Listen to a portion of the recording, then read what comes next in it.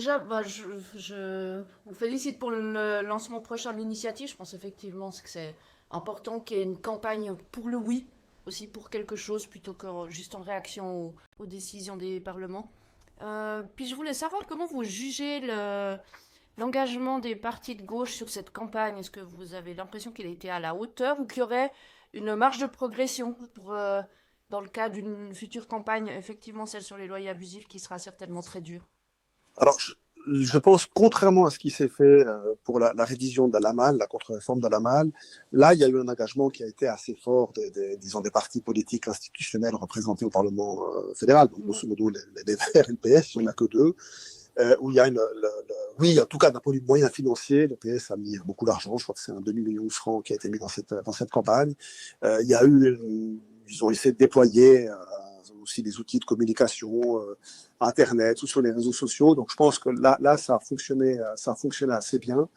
Mais sur l'initiative, je pense que ça ira probablement dans le même sens. On n'est pas du tout dans la même dynamique que ce que vous pouvez avoir dans le domaine de la santé, où là, vous avez des alignements aussi d'organisations de lobby qui sont très larges et qui incluent aussi des pans, en fait, des Verts et du PS, qui sont évidemment pas présents dans les organes dirigeants des entreprises pharmaceutiques ou des cliniques privées, mais qui le sont par contre très fortement dans certains secteurs comme les soins à domicile ou les EMS, et qui, je pense, ont pesé un poids certain en fait dans le résultat de la votation sur le financement de la MAN. Sur le logement, il y a moins de problèmes, et je pense qu'il y en aura d'autant moins en fait, sur le logement, on n'est pas dans une dynamique classiste.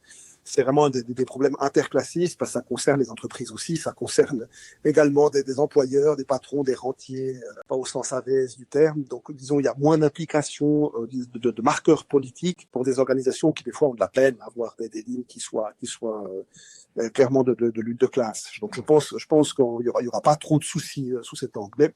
Mais nous aussi, je pense qu'on doit essayer de réfléchir, de profiter de ces périodes, alors sans faire du prêchi-prêcha, mais la question de la rente immobilière, elle est absolument centrale dans le processus d'accumulation du capital aujourd'hui.